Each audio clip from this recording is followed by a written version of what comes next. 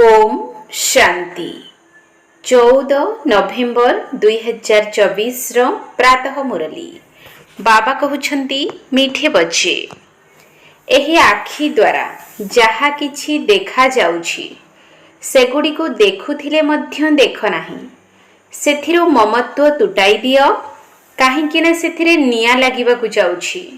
एही आखि द्वारा जहा किछि देखा जाउछि सेगुडी को देखुथिले मध्य देख नाही सेथिरो ममत्व तुटाई दियो काहेकि ना सेथिरे निया लागिबाकु जाउछि। प्रश्न ईश्वरीय गवर्नमेंट रो गुप्त कर्तव्य कौन जहाको दुनिया जानी नाही। ईश्वरीय गवर्नमेंट रो गुप्त कर्तव्य कौन जहाको दुनिया जानी नाही। उत्तर ईश्वरीय गवर्नमेंट आत्मा मानकु पवित्र करी देवता कराउछि। एहा हेउछि बहुत गुप्त कर्तव्य जहाको लोक माने बुझी पारिबे नाही। जेतेबेले मनुष्य देवता हेबे सेतेबेले तो नरकवासी रु स्वर्गवासी होई पारिबे। वर्तमान मनुष्य मानकर पूरा चरित्र को विकार गुड़िक संपूर्ण रूपे बिगाड़ी देइछंती। एबे तुमे माने समस्तंकु श्रेष्ठ चरित्रवान कराइबार सेवा करूछ। एहा ही हेउछि तुमर मुख्य कर्तव्य। ओम शांति जेतेबेले ओम शांति कुहा जाउछि से समय रे निजर स्वधर्म एवं घर मने पडुछि किंतु केवल घरे बसी गले हेबो नाही। बाबांकर संतान होइछ तेणु निश्चय स्वर्गर संपत्ति भी मने पड़िबो। ओम शांति कहिबा द्वारा सारा ज्ञान बुद्धि रे आसी जाउछि। मो आत्मा शांत स्वरूप शांतिर सागर बाबांकर संतान अटे। जेउ बाबा स्वर्गर स्थापना करूछंती सेई बाबा हमकु पवित्र शांत स्वरूप कराउछंती। मुख्य कथा हेउछि पवित्रतार। पवित्र दुनिया एवं अपवित्र दुनिया रहिछि।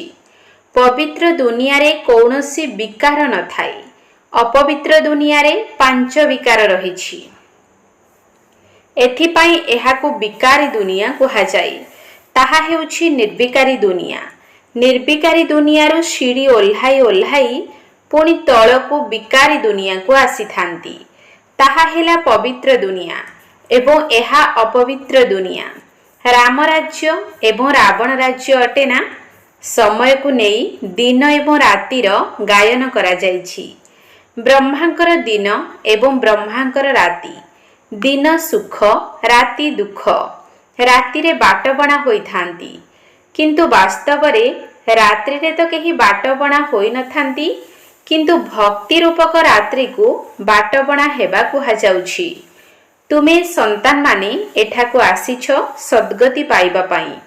तुम आत्मा रे पांच विकार कारणरू पाप थिला। सेथि मध्यरु मुख्य हेउछि काम विकार जहा द्वारा मनुष्य पाप आत्मा हेउछंती। एकथा प्रत्येक जानिछंती जे आमे पतित अटु भ्रष्टाचाररू जन्म होइछु। एकमात्र काम विकार कारणरू ही सब किछि क्वालिफिकेशन अर्थात योग्यता बिगिड़ी जाइछि। सेथिपाई बाबा कहउछंती एही काम विकार को जीतिले जगत जीत होई नुआ दुनियार मालिक हेबो। तेणु मन भितरे असरंती खुशी रहिबा उचित। मनुष्य पतित हेउथिबा कारणरू किछि बुझु नाहंती। एही काम विकार पाई केते हंगामा हेउछि केते अशांति हाहाकार होई जाउछि। वर्तमान दुनिया रे काहेकि एते हाहाकार हेउछि काहेकि ना एठारे समस्ते पाप आत्मा अटंती। आत्मारे विकार थिबा कारणरू ही असुर कुहा जाउछि। एबे बाबांक द्वारा बुझुछ आमे तो बिल्कुल कौड़ी तुल्य वर्थ नॉट ए पेनी अर्थात मूल्यहीन थिलु। जेउ वस्तु कौनसी कामरे आसे नाही ताकु नियारे जलाई दिया जाई थाई। एबे तुमे जानुछ दुनिया रे कौनसी जिनिस कामर नुही। संसारर सबु मनुष्य मात्रंकु निया लागिबो। जहा किछि एही आखिरे देखुछ सबुथिरे निया लागिछिबो। आत्मा रे तो निया लागिबो नाही। आत्मा तो जेपरी इन्श्योर अर्थात सुरक्षित अटे। आत्मा को कौन केबे केही इन्स्योर करांती? शरीर को तो इन्स्योर करा जाई थाई। पिला मानकु बुझा जाइछि एहा हेउछि अविनाशी खेल। आत्मा तो पांच तत्व ठारु मध्य ऊर्ध्व दुनिया रे रहुछि। पांच तत्व रे ही दुनियार समस्त सामग्री तैयारी हेउछि।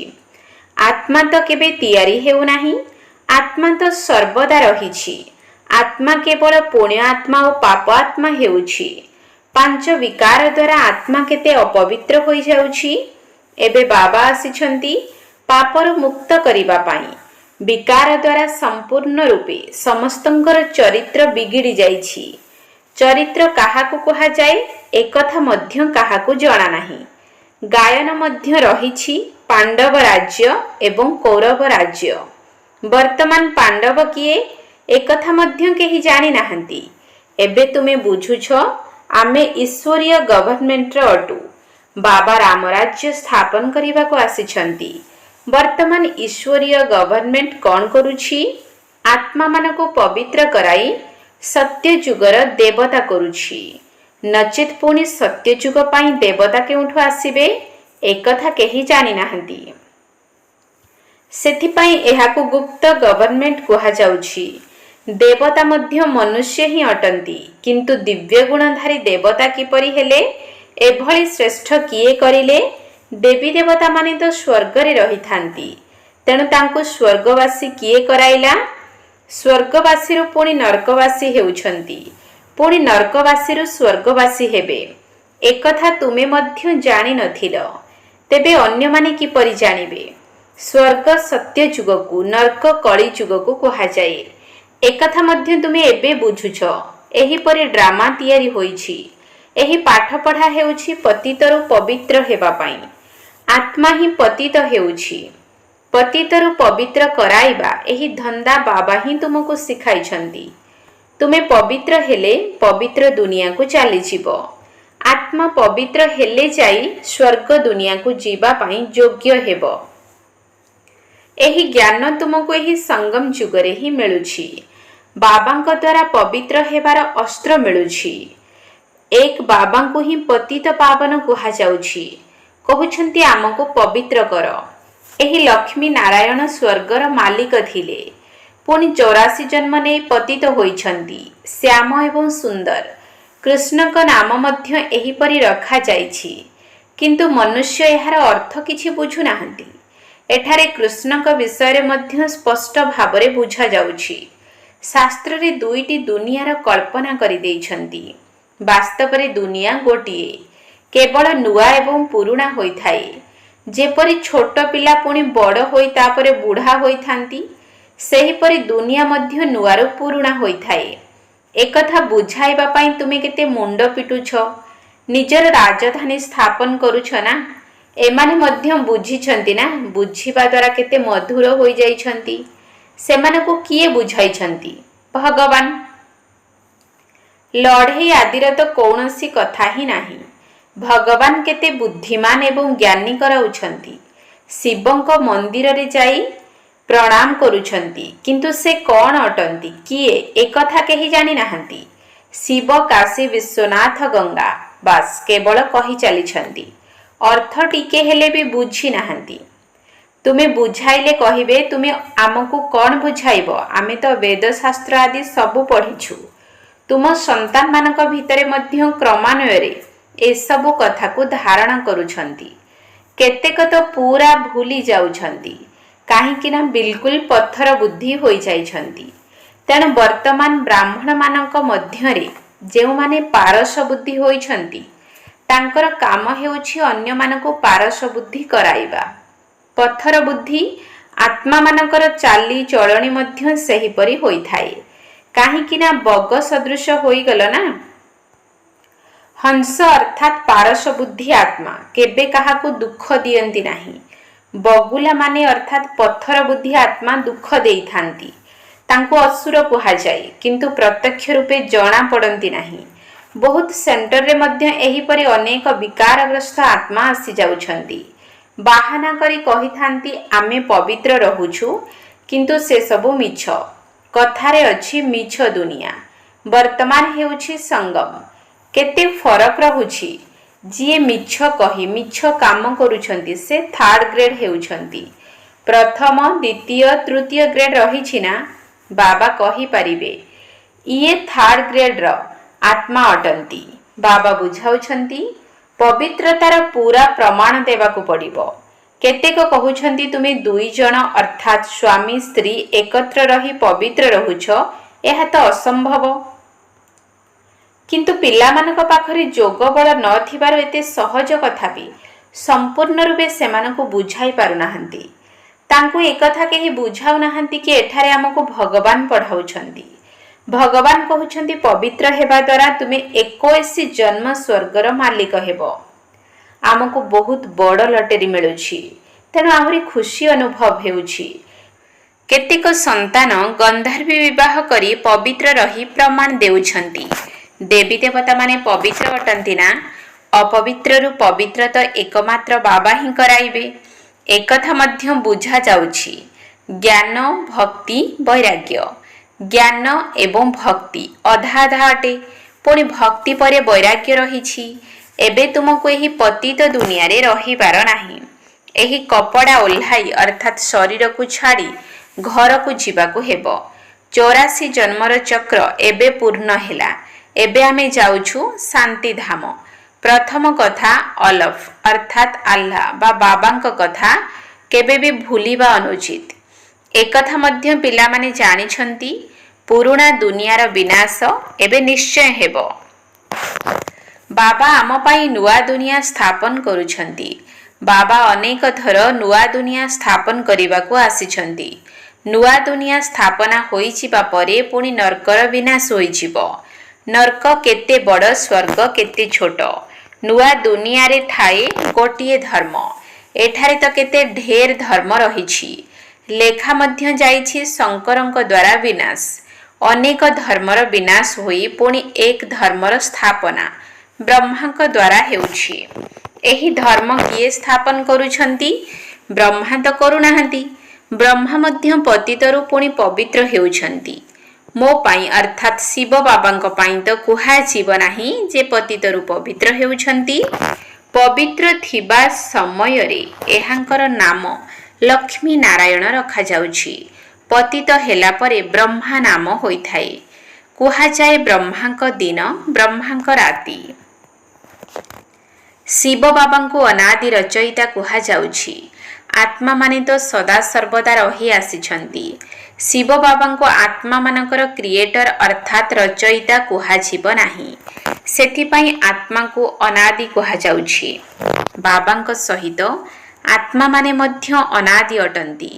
ଖେଳ ଅର୍ଥାତ୍ ଡ୍ରାମା ମଧ୍ୟ ଅନାଦି ଅଟେ। ଏହା ଅନାଦି ପୂର୍ବ ପ୍ରସ୍ତୁତ ଡ୍ରାମା ଅଟେ। ସ୍ୱ ଆତ୍ମାକୁ ସୃଷ୍ଟି ଚକ୍ରର ଆଦି ମଧ୍ୟ ଅନ୍ତ ଓ ଅବଧିର ଜ୍ଞାନ ମିଳୁଛି। ଏହା କିଏ ଦେଉଛନ୍ତି? ବାବା। ତୁମେ 21 ଜନ୍ମ ପାଇଁ ସନାଥ ହୋଇଯାଉଛ, ପୁଣି ରାବଣ ରାଜ୍ୟରେ ଅନାଥ ହୋଇଯାଉଛ। ପୁଣି ତୁମର ଚରିତ୍ର ବିଗିଡ଼ିବାରେ ଲାଗିଥାଏ। ଏହା ମଧ୍ୟ ବିକାର ଅଟେ ନା? ମନୁଷ୍ୟ ଭାବୁଛନ୍ତି ନର୍କ ସ୍ୱର୍ଗ ସବୁ ଏକତ୍ର ଚାଲୁଛି। ଏବେ ତୁମ ସନ୍ତାନମାନଙ୍କୁ କେତେ ସ୍ପଷ୍ଟ ଭାବରେ ବୁଝାଯାଉଛି। ଏବେ ତୁମେ ଗୁପ୍ତ ଅଟ। ଶାସ୍ତ୍ରରେ କ'ଣ ସବୁ ଲେଖିଦେଇଛନ୍ତି? ଜ୍ଞାନର ସୂତା କେତେ ଅଡ଼ୁଆ ହୋଇଯାଇଛି। ବାବାଙ୍କୁ ହିଁ ଡାକୁଛନ୍ତି ଆମେ ଅଯୋଗ୍ୟ ହୋଇଯାଇଛୁ। ଆପଣ ଆସି ଆମକୁ ପବିତ୍ର କରି ଆମର ଚରିତ୍ରକୁ ସୁଧାରନ୍ତୁ। ତୁମର ଚରିତ୍ର ଏବେ କେତେ ସୁଧୁରୁଛି। କେତେକ ପିଲା ତ ସୁଧୁରିବା ବଦଳରେ ଆହୁରି ବିଗିଡ଼ି ଯାଉଛନ୍ତି। ଏସବୁ ଚଳଣିରୁ ଜଣା ପଡ଼ିଥାଏ। ଆଜି ହଂସ ବୋଲାଉଛନ୍ତି, କାଲି ବଗ ହୋଇଯାଉଛନ୍ତି। ଏଥିପାଇଁ ସମୟ ଲାଗୁନାହିଁ। ମାୟା ମଧ୍ୟ ବହୁତ ଗୁପ୍ତ ଅଟେ। ଏଠାରେ କ'ଣ କିଛି ଦେଖିବାର କଥା ଅଛି? ବାହାରକୁ ଗଲେ ଜଣା ପଡ଼ୁଛି। ପୁଣି ଆଶ୍ଚର୍ଯ୍ୟ ହୋଇ ଶୁଣନ୍ତି, ଭାଗନ୍ତି ହୋଇଯାଉଛନ୍ତି। ଏତେ ମାତ୍ରାରେ ବିକାରଗ୍ରସ୍ତ ହୋଇଯାଉଛନ୍ତି ଯେ ହାଡ଼ ଗୋଡ଼ ଭାଙ୍ଗି ଯାଉଛି। ଏହା ଇନ୍ଦ୍ରପ୍ରସ୍ଥର କଥା ନା? ସବୁ କଥା ଜଣା ତ ପଡ଼ିଯାଉଛି। ଏହିଭଳି ଆତ୍ମାମାନଙ୍କୁ ତ ସଭାକୁ ଆସିବା ଅନୁଚିତ।